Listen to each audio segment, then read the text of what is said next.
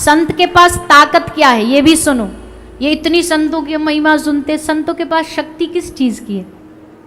एक बड़ा सुंदर उदाहरण हमने कहीं पढ़ा था। एक बार एक अंग्रेजी अफसर हाथ में बंदूक ताने एक बस से नीचे उतरा। बस से नीचे उतरा तो सामने एक कोई महात्मा बैठा, अपनी हाथ में माला लेकर के राम नाम की माला फेर रहा था। अंग्रेज अफसर बुद्धि तो थी नहीं, सबसे तर्क करना जानता था। उतर के उसने उस महात्मा से पूछा, बड़े घमंड में आके, रौब में आके, तुम्हारे हाथ में क्या है। महात्मा जी बड़े बुद्धिमान थे। महात्मा जी ने उसी से पूछा कि मैं तो बताऊंगा, पर पहले तू बता तेरे हाथ में क्या है। उसके हाथ में बंदूक थी। उसने कहा ये मेरा हथियार है। साधु ने मुस्कुरा के कहा अगर ये तेरा हथियार है तो ये मेरा हथियार है। उसने पूछा ये तेरा हथियार तुझे कहां से मिला। साधु से। संत ने पूछा पहले तू बता तुझे कहां से मिला। बोले हमको हमारी सरकार ने दिया है। साधु ने मुस्कुरा के कहा तेरा हथियार तुझे तेरी सरकार ने दिया, हमारा हथियार हमारी सरकार ने दिया है। हमारी सरकार अलग चलती है, उसका हथियार। उसने कहा अच्छा तो ये बता तेरा हथियार करता क्या है। साधु से पूछा। साधु बोला पहले तू बता तेरा क्या करता है।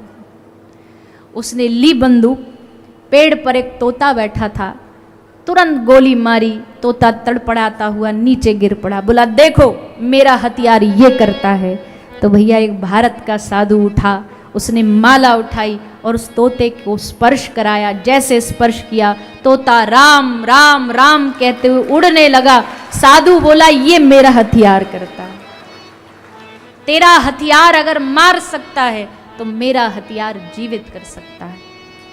भारत के साधु में इतनी शक्ति होती है। भारत के साधु की उस माला में, ये माला नहीं है, ये खजाना है उनके हाथ में। ये झोली झोली नहीं है, उस झोली में सारी दुनिया की संपत्ति भरी हुई है।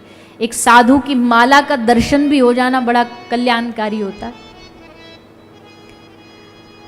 आप कभी भी देखना साधु माला को छुपा के रखता है, झोली में रहेगी, क्योंकि साधु की माला में इतनी ताकत है, इतना नाम जपा है उसने उस माला पे कि उसको देखने की भी शक्ति नहीं होती आंखों में, इसलिए उसे छुपा के रखा जाता है। पर फिर कोई बिरला, कोई सदपात्र आता है, कोई शिष्य आता है जिस पर वो झोली उठा के माथे पर रख के उसको कृपा दे देते हैं। तो भैया हम तो एक ही बात जानते हैं, जीवन में जो संत दे सकता है ना, कोई बड़े से बड़ा नेता राजनेता आपको नहीं दे सकता, कोई अभिनेता नहीं दे सकता, कोई धनवान सेठ नहीं दे सकता। कृपा करके वो राम को आपकी झोली में दे दे, इससे बड़ा और क्या खजाना होगा।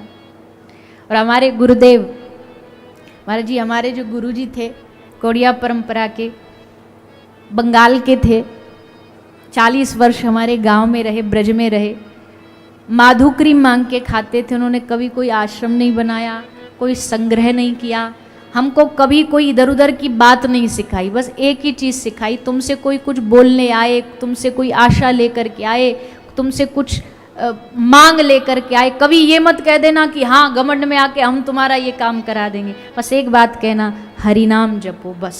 उन्होंने हमारे जीवन में ऐसी घुट्टी पिला दी बचपन से, ऐसा दिमाग में बिठा दिया कि हमको नाम के अलावा ना तो कुछ आता है, ना हम बता सकते हैं, ना हमको कोई उपदेश उससे आगे बढ़ के पता है।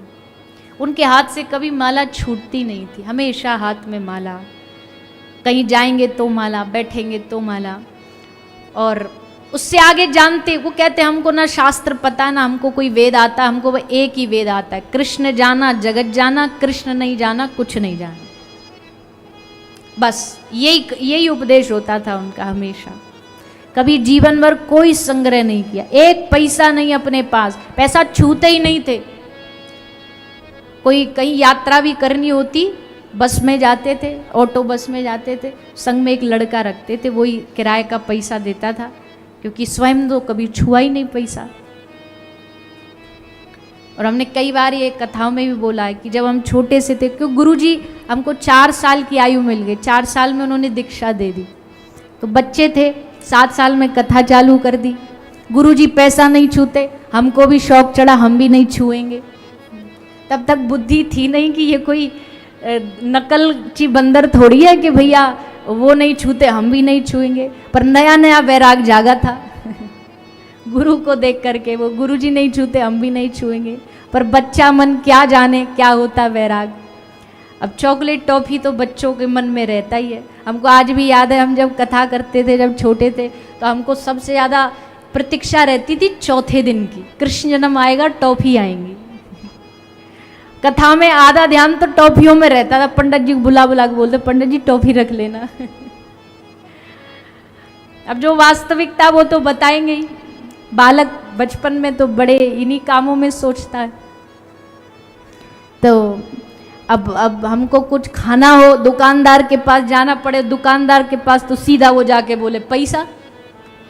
अब हमने तो प्रण ले लिया था पैसा नहीं छुएंगे, तो हमने फिर आइडिया निकाला, बालक बुद्धि का आइडिया। पैसा डायरेक्ट ही तो नहीं छू सकते, कपड़ा से पकड़ के तो ले जा सकते हैं तो चिमटा से या कपड़ा से पकड़ पकड़ करके दुकानदार को पैसा दे के सामान लाते। फिर धीरे धीरे इस बुद्धि को समझ आई कि वैराग देखने से थोड़ी होता है, ये वैराग दिखावे से थोड़ी होता है, ये तो जिस दिन अंदर ठाकुर जी कृपा करेंगे स्वतः ही प्रकट होगा। तब हमने हाथ जोड़ दिए कि हमारे बस की बात नहीं है, हम तो भैया जब गुरु की कृपा होगी तभी ये सब संभव हो पाएगा। तो हमारे कहने का भाव है, गुरु कृपा से हमने जीवन में एक ही बात सीखी है, एक तो संतों का आशीर्वाद खूब पाया। बचपन में इतने संतों का आशीर्वाद, झूठन प्रसादी पाई, क्योंकि जन्म भगवान ने ब्रज में दे दिया।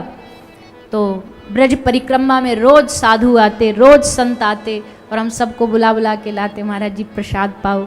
फिर उनसे जो बच जाता वो पा पा के, और हमें लगता आज थोड़ा बहुत एक आध प्रतिशत भी अगर कुछ व्यासपीठ पे बैठ के बोल पा रहे हैं तो ये उन साधुओं की झूठन प्रसादी का ही प्रताप है, उनका ही आशीर्वाद है। नहीं तो कहाँ ये इस वाणी में सामर्थ्य है। इतने बड़े बड़े विद्वान, भगवत प्रेमी, भगवत भक्त बैठे हैं, हमारी क्या औकात कि हम इस व्यासपीठ पर बैठ के भगवान नाम गाएं। पर इस व्यासपीठ पर बिठाने वाले भी साधु ही हैं, संत ही हैं। हमको कुछ भी नहीं आता था, टूटा फूटा, और जब हम संतों के दर्शन करने जाते तो संत कृपा करके हमको बोल देते माइक पर कुछ बोलो, कुछ सुना लाली, कोई भजन सुना। अब हम अपनी कथा नहीं सुनाने बैठे या नहीं तो सब गड़बड़ हो जाएगा, आप कहोगे कहाँ से कहाँ पहुँच गए। पर अब आ गई है बात तो इसलिए बता रहे हैं कि कुछ भी नहीं आता था तो व्यास पीठ पे गोदी में बिठा लेते थे कि बोल कुछ, और बस हम आड़ा टेढ़ा मंत्र श्लोक जो अभी हम सुने अपनी पुरानी कथा तो हमको मुंह छुपाने का मन करता है कि ये हम ऐसा आड़ा टेढ़ा बोल रहे और देखो ये महापुरुष बैठ के सुन रहे हैं हमारी बात को। अभी भी आड़ा टेढ़ा ही बोलते हैं, अब कौन सा सीधा आ गया, अब भी सब आड़ा टेढ़ा ही है। पर तब तो बिल्कुल ही बुद्धि नहीं थी कि क्या भागवत होती है, क्या होता है। इसलिए हम कहते हैं हमने भागवत जी को नहीं चुना, भागवत जी ने हमें चुना।